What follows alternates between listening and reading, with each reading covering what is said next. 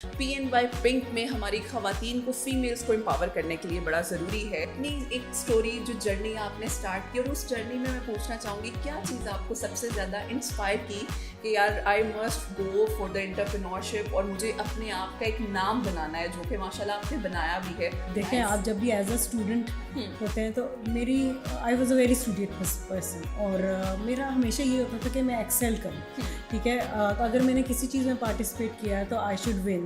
ठीक है, तो एक परफेक्शनिस्ट थोड़ा सा होता था।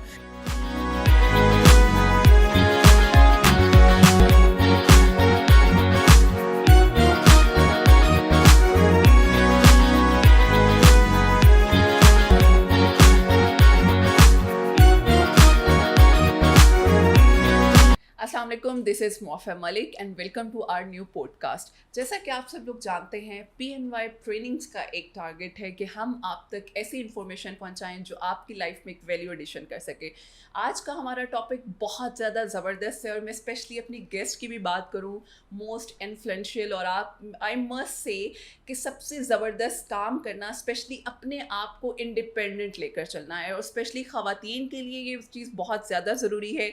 अपने आप को प्रोफेशनली और पर्सनली लेकर चलना, that a quite difficult task. तो आज हम ऐसी ही एक लेडी से बात करेंगे उनके एम्पावरमेंट के हवाले से और स्पेशली मैं बात करूंगी उनकी स्टोरी की, उनकी एफर्ट्स की, किस तरह से उन्होंने अपने आप को एंटरप्रेन्योरशिप की तरफ एक मैं कहूँगी फर्स्ट स्टेप लिया और माशाल्लाह माशाल्लाह she is doing very well.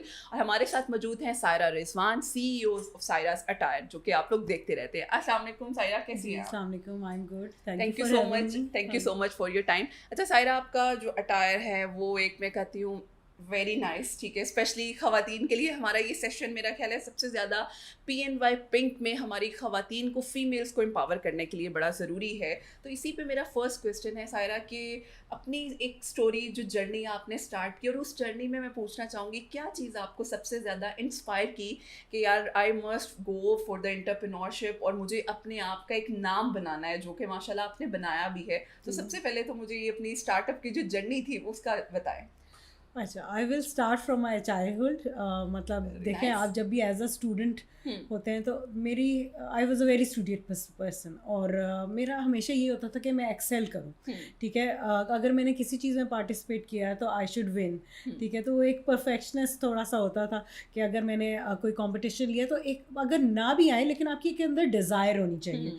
ठीक है, कि I want to give my best.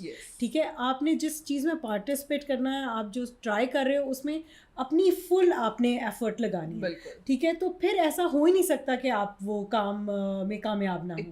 ठीक है, तो लेकिन जब आप खुद ही डबल माइंडेड होंगे, you are not putting in your 100%, तो फिर आप जो है ना वो उस काम में डाउटफुल रहते हैं। लेकिन मेरा हमेशा ये होता था कि मतलब it's not just coming first, मतलब फर्स्ट सेकंड थर्ड कोई भी आपकी पोजीशन मेरी मुझे होता था कि ज़रूर आए जिसमें मैं पार्टिसिपेट करी। तो whether it was studies, whether it was any painting competition, it was any sports competition. तो ये एक मेरे अंदर मोटिवेशन थी बिकॉज मैं एक मिडिल क्लास फैमिली से हूँ।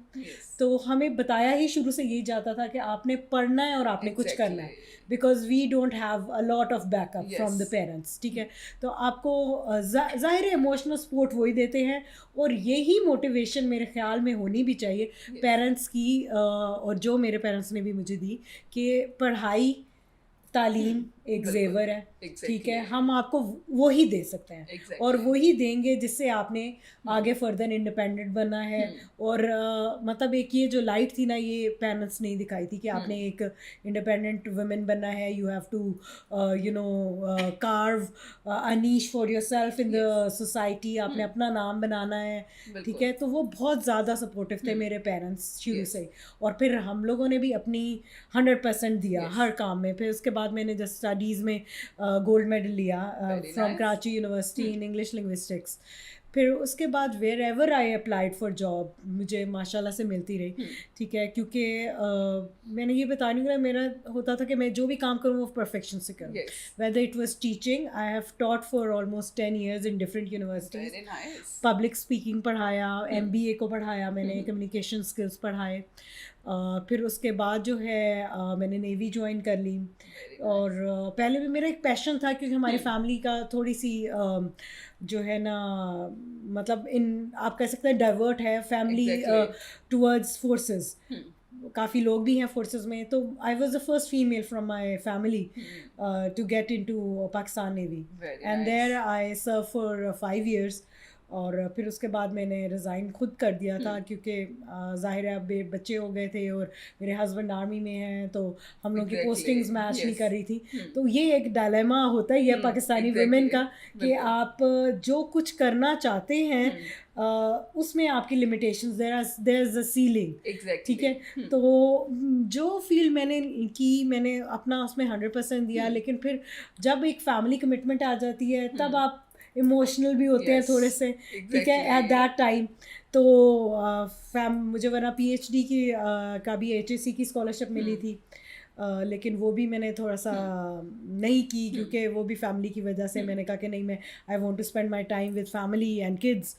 तो फिर मैंने ऐसा प्रोफेशन चूज़ किया कि मैं घर पे भी रहूं और मैं अपनी फैमिली को भी देखूं और मैं काम भी करूं और मैं अपने लिए हार्ड वर्क करूं, क्योंकि मैं किसी भी जगह जाती थी ना, एक जो सीलिंग होती है कि आप इससे ज़्यादा काम आगे नहीं कर सकते या नहीं जा सकते। तो मुझे लगता था कि मुझे एक ना फीलिंग होती थी कि I am compressed. Yes. I want to do more. Exactly. If I am investing more of my time, I want name for myself. Exactly. अगर किसी ऑर्गेनाइजेशन में किसी दूसरी की गलती की वजह से मुझे ब्लेम ना किया जाए या इस तरह, तो मेरा अपना शुरू से मोटिवेशन एक थी कि जितना मैं कर रही हूँ मुझे कहीं ऐसा सेक्टर में इतनी अप्रिसिएशन नहीं मिले, so I want to do my own work. तो फिर वो जो एंटरप्रेन्योर की एक मुझे आया कि start, I should invest something, I should work for my own name.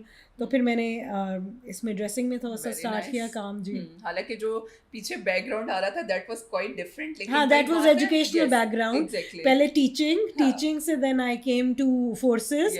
वहाँ पे आप कहते हैं हर तरह की परेड भी की मैंने, राइफल उठा के परेड करना, एजुकेशन उसमें भी था, टीचिंग क्योंकि मैं उसमें थी। तो हम लोग ब्रदरली कंट्रीज़ के ऑफिसर्स होते हैं, अफगानिस्तान, सऊदी अरेबिया, डिफरेंट, उनको मैं इंग्लिश पढ़ाती थी। कंप्यूटर लैब मेरे पास थी, तो वो भी हम काम करते थे और स्पीचेस वगैरह लिखना। ये एक प्रोफेशन ऐसा था जिसमें आप अपने आइडियाज को, अपने आप को एक ओपनली एक्सप्रेस कर सकते हो, और मेरा ख्याल है you come from your comfort zone into challenging zone. Exactly, क्योंकि it's not a easy task, you have to maintain all these things at a time. हाँ, बिल्कुल ऐसे ही है, क्योंकि आप एक जॉब से जब दूसरी जॉब की तरफ स्विच करते हैं तो you are starting from zero से कर रहे होते हैं, और आपका जो प्रीवियस एक्सपीरियंसेस होते हैं डेफिनेटली आप उनको लेकर चलते हैं। वो मुझे बहुत ज़्यादा हेल्प की है एडमिनिस्ट्रेशन में, ह्यूमन रिसोर्स में, जो भी मैंने सीखा, टीचिंग में सीखा, मैंने नेवी में जो सीखा, सब ने मुझे बहुत हेल्प आउट किया। लेकिन when you are into different field you have to start from zero,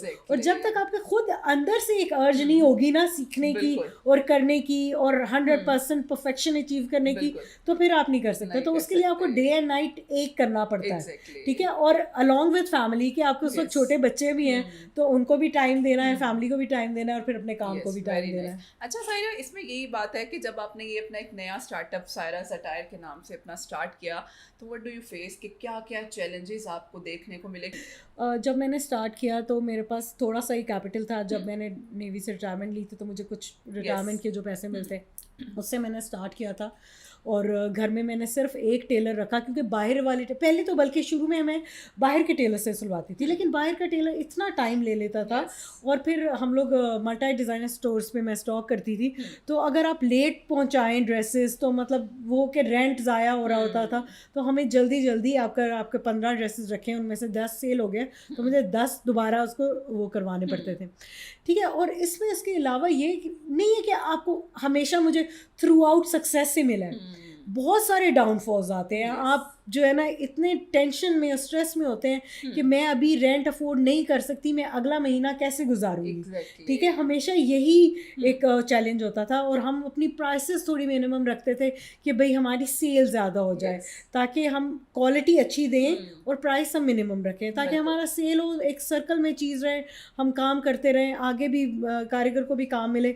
तो एक ये बात। और उसके अलावा जो मैंने एक नोट की है कि जब आप शुरू करते हैं तो आपको सब काम खुद ही करना पड़ता है. Yes. You're one man, Yes. one man army. Yes. तो for that I was the designer, I was the purchaser for the fabric, ठीक है, I was the accountant, ठीक है, and you know आप जो भी आप चीज़ कह सकते हैं कि हर चीज़ आप खुद ही कर रहे हो. You are marketing for yourself also. Exactly. आपके जो भी फेसबुक पेज होते हैं वो भी आप खुद ही मेंटेन कर रहे होते हो, ठीक है, आप डिज़ाइनिंग भी खुद कर रहे होते हो, स्केचिंग भी खुद, कलर कॉम्बिनेशंस, मार्केट में धक्के खाना, होलसेल मार्केट में सेलेक्ट करना, टेलर को समझाना. अपार्ट फ्रॉम जो मैंने एक काम सिर्फ सिलाई नहीं की सिलाई टेलर ने की, हाँ सिलाई टेलर ने की, उसके अलावा मैंने मार्केटिंग भी खुद करनी है, ठीक है, फैब्रिक चूज़ करना है, इवन स्टोन्स चूज़ करने हैं खुद ही जाके कि ये चीज़ लगानी, इसमें नीटी ग्रीटी में. तो लोग समझते हैं कि शायद हम पहले से डिज़ाइनर बनेंगे, हमारा एक ऑफिस होगा, इसीलिए मैंने हम आपका उधर बैकग्राउंड बैठेंगे. पूछा है, इसीलिए ताकि हमारे ऑडियंस को पता चल सके. जी. अच्छा, इसमें एक और चीज़, माशाल्लाह अब आपकी एक प्रॉपर टीम है, आपका एक प्रॉपर अटायर है. अब वहाँ पे बात आ जाती है, जब आपने खुद सारी चीज़ें की हो ना, तो आप एक्सपेक्ट करते हैं यार मेरी टीम भी ज़रा अच्छे तरीके से काम करे ताकि हमारी जो एक गोल है हम उसको फुलफिल कर सके. तो यहाँ पे टीम को मैनेज करना कैसे मैनेज होता है, और क्या क्या उसमें भी तो ऑब्वियसली चैलेंजेस आते हैं, लेकिन you have to maintain your team. तो टीम बिल्डिंग कितना ज़रूरी है किसी भी बिजनेस को सस्टेन लेकर चलने के? Team is very very important. वो यही बात है कि आप एक लेवल तक जब आप स्टार्टअप होते हैं आप वो सारा काम खुद कर रहे होते हैं, ठीक है, लेकिन जैसे आप एक्सपैंड करते हो तो you have to have a team, ठीक है, और उसको आपने चलाना होता है. बहुत स्ट्रेसफुल काम होता है क्योंकि जो आप डिमांड कर रहे होते हैं वो हो नहीं हो सकता कि वो उसकी भी आइडियोलॉजी हो. वो जो आपके मास्टर्स हैं या आपके काम करने वाले हैं वो लाइटली लेते हैं चीज़ों को, लेकिन बिकॉज आप इतने इन्वेस्टेड होते हैं, यू वांट 100% परफेक्शन, तो क्लैशेस भी आते रहते हैं. लेकिन टीम इज़ वेरी इंपॉर्टेंट. उसके साथ बिकॉज अब जैसे जैसे एक्सपेंशन होती है आप सारा काम खुद नहीं कर सकते. Now I have a team of social media also, human resource का भी है, क्वालिटी की है. अब क्योंकि बिकॉज 100 ड्रेसेस बन रहे हैं for example for one design, तो मैं अब रैंडम चेक करती हूँ उसमें से, ठीक है, सैम्पल मैं खुद बनवाती हूँ, सामने सैम्पल बन जाता है, उसके बाद प्रोडक्शन में चीज़ चली जाती है तो वो 100-500 पीस बन गए, तो I can not do that, I don't have the time for doing that. तो उसके लिए फिर मेरे पास एक टीम है क्वालिटी की जो चेकिंग करती है, फिर जो ऑर्डर्स डिस्पैच करते हैं, ऑब्वियसली तो उनको लेकर साथ चलना पड़ता है. कंजीनियल एनवायरनमेंट होना चाहिए आपका. डांट टपट तो हर काम में चलती रहती है, डांट के बगैर तो हमारी पाकिस्तानी अवाम ऐसी है, बिकॉज वो एक मेरा ये होता है कि because I want to give customer service, ठीक है, जो मुझे लगता है मैंने थोड़ा बहुत नाम बनाया है वो that is because of the customer service, because we provide, हम एक्सचेंजेस प्रोवाइड करते हैं, हम उनके एक्सेल अगर order out of the way जाके कलर कस्टमाइजेशन भी करते हैं, ठीक है, और कोई भी डिफेक्ट आ जाए तो वो भी करते हैं. तो हाँ, और फिर डेडलाइंस मीट करते हैं. जैसे मैं ये कभी भी अफोर्ड नहीं कर सकती कि मैंने अगर एक बंदे को महीने का टाइम दिया है, बल्कि खैर महीने का तो होता भी नहीं है क्योंकि हमारे ड्रेसेस में जो ऑनलाइन डिलीवरीज है वो भी 3 to 5 days मैक्सिमम, और वो आपको 3 दिन में मिल जाती है, अनलेस के कोई बहुत फार ऑफ एरियाज हो. तो ये भी ऑनलाइन मेंटेन करना बहुत डिफिकल्ट है क्योंकि मैं जब खुद ऑनलाइन कोई ऑर्डर करती हूँ मुझे वो 20-15 दिन बाद मिल रहे होते हैं, और समटाइम्स कलर नहीं मिलता वैसा या कुछ. लेकिन हमने ये एक कोरोना के बाद एक ट्रस्ट डेवलप किया है कस्टमर्स में about online shopping, and we give them a lot of services. तो वो मेंटेन करने के लिए, डेडलाइंस मीट करने के लिए टीम को बहुत पुश करना पड़ता है कि I want this thing to be done as early as possible. मेरा ख्याल है that's a quite difficult, लेकिन वही बात है कि जब आप एक प्रोसेस से प्रॉपरली गुजरते हैं तो यू विल सी कि उसके पीछे की मेहनत क्या है, तो आपको फिर वो मेहनत कुछ नहीं लगती, वो सक्सेस नज़र आती है. इट वाज रियली, मैं कहूँगी, very helpful to me, for me and my audience as well. तो thank you so much once again Saira for coming. और मेरा ख्याल है जो आपने इतनी ज़बरदस्त हमारे ऑडियंस के साथ और हमारे लिए एक बड़ा ज़बरदस्त ये सेशन कंडक्ट करवाया. Thank you so much all of you. इंशाल्लाह will back with a new podcast. हमें इजाज़त दीजिएगा. अल्लाह हाफ़िज़.